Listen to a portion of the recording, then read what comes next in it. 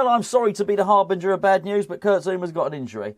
A bad injury, it has to be said. This is going to be a short video. There's no surprise to anybody that he's got an injury. I think it's probably the worst case scenario. The fact that it's a knee injury and he's having surgery on it. He's had surgery on his knee before, by the way. Certainly when he was on loan and then had to go back to Chelsea for treatment. So it's not something that should come as a massive surprise. Even if you weren't armed with that information, if you've seen him play, he's often limping, he often breaks down. I think he's quite a brave player, actually, because he often plays through the pain barrier, something I've accused Maxwell Cornet of not doing. Kurt Zouma certainly does. Puts himself on the line, puts his body on the line. I think he enjoys playing, I think he enjoys defending. But he's going to be a big loss to us, actually. I think his best performance came against Man United, best performance in a West Ham shirt. I guess the timing is slightly offset by a Gerd coming back, particularly when playing left side central defence. But it's also quite poor if you bear in mind that Dawson's form has not been great recently. So it leaves us without a formed Dawson, a player that's just come back from injury in a Gerd, another player who's coming back from injury and is not up to Premier League pace yet in Ogbonna, and a player in Thilo Kehrer who, well, actually I think he's fine at centre-half. It's just unfortunately when he's played right back, it's not really worked out for him. This does several things. Number one, it hurries up the need to sign a right back as far as I'm concerned. The last thing I want to see is David Moyes going out and buying another centre-back. I'm sick of seeing it, quite frankly, and there are other areas of the team that need addressing. And let's be perfectly honest, David Moyes needs to devise a system where we can stop conceding goals with the centre-backs at his disposal. And we need a right-back anyway. Last thing I want to hear, another centre-back, and the excuse is that it takes a while to get them to settle, that sort of thing. Go and loan a Premier League centre-back. Nat Phillips from Liverpool, whatever. You decide. Let me know in the comments, by all means. This is really bad news, though. It really is. We're cursed. We're absolutely cursed in that department, in the centre-back department, isn't it? And the last thing we needed was sort of more bad news on that anyway. That's nobody's fault. It's not Moyes' fault. It's not Zouma's fault. It's nobody's fault. But just off the back of everything else, it ain't quite so good. And I guess it was an opportunity for David Moyes to be working on some defensive drills whilst everybody else at the World Cup. He's not going to be able to do that now because quite possibly Moyes' first choice defensive pairing may be a Gerd and Thilo Kehrer, who of course are both at the World Cup. So we can't really drill anything into them in particular until they get back. A bit of a worry. I'll tell you what else worries me. You may well have seen my video last night about Lucas Paqueta, how I think he should be playing in central midfield. Souček needs to be dropped. This worries me as well because I just think this makes that far less likely to happen. Losing a centre-half is going to make David Moyes very, very nervous. Very nervous indeed. And because of that, he's going to look to try and solidify and reinforce that barricade in front of the defence. He's not going to take Thomas Souček out of that, if that's the case. I keep saying, I'm not going to repeat myself all the time in detail. Thomas Souček's a defender. Let's put it at that. That's what he does for West Ham at the moment. If David Moyes is worried about the centre-backs, Thomas Souček is going to play.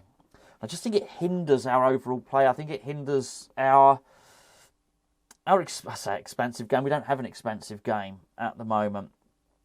And what I would like to see the answer being to this problem that is going to be caused by Kurt Zouma would be for us to open up a little bit. To actually, rather than keep reinforcing and chucking players in defensive positions, to actually think, okay, let's have a go. Let's try and attack the opposition. Keep the ball in their half a little bit so it's not, rather than inviting teams upon us. It's very, very hard, even with your best defenders and your first choice backline, to invite teams onto you. We're now going to be doing it with our second choice backline. Well, not in every position, but you get my point. In yesterday's video, I made the point that whenever Lucas Paqueta received the ball in midfield for Brazil, he had 4 players in front of him. When he looked forward and he faced the opposition goal, he had Rafinha, he had Neymar, he had Richarlison, and he had Vinicius Jr. And my point was he doesn't have that at West Ham. Now, it's not about him playing. My point is we don't have enough attackers. We really need to go for this. We really need to go for the jugular on this one and certainly change what we're doing. I'm really, really worried about it now. It's funny, isn't it? You know, I think often with players you realise how important they are once you don't have them anymore. There's no news on the injury, but you don't have surgery on an injury and come back in on knee injury and come back in a couple of weeks. So I don't know. Also, the club have a way of dealing with this sort of news. I don't blame them for this. There's not apportioning any blame to the club for the way they deal with news. And that is they will release the news about the injury and then you will get the expected recovery time a little while afterwards. And that's to be expected when an injury happens unexpectedly. So, for instance, with Gerd went off, got injured against Rangers. We knew it was an injury, and then we get the diagnosis first, then we get the recovery period afterwards. Same with Ogbonna. They left it a few days for the bad news. So anything could happen here. You could hear that it's keyhole surgery, and he's back in 3 months.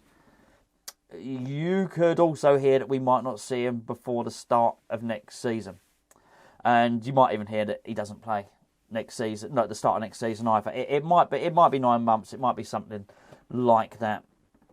It's a hard one to come back from, an injury as well. Not that I claim to know anything about such things. I'm not a medical man, but I've watched enough football in my time to know that these things take an awful lot of time. I also think with Zouma, he's a big boy. He's a big boy. He's not thin. Look at Gerd. Gerd's thin, right? He's not. Zuma's carrying a lot of timber. I'm not calling him fat, by the way. He's a big, chunky, muscly bloke, right? There's a lot of strain on his knees, considering what he's doing as well. In the same way that it doesn't take its toll on. Look at the players that play for years, and two have sprung to my mind right now: Teddy Sheringham and Ryan Giggs. Skinny rakes, right? I mean, absolute rakes. There's no Jamie Vardy's another one. Right, skinny blokes, right? They're not carrying a lot of timber. There's not a lot of strain on their joints because there's nothing of them, honestly. You know, blow them, they'd fall over, that sort of thing. It's a lot more. It's a lot. As anybody that's, I'm carrying a bit of timber at the moment. Put it that way. It's a lot more difficult on bits and pieces that are not working. I could have rephrased that slightly better, couldn't I? It puts a lot of strain on your knees, on your ankle. I've got a bad ankle. Puts a lot of strain on my ankle. I'm carrying a little bit extra weight. It's just going to be difficult for him to come back. Anyway, overall, pretty damn bad news. That's it, really.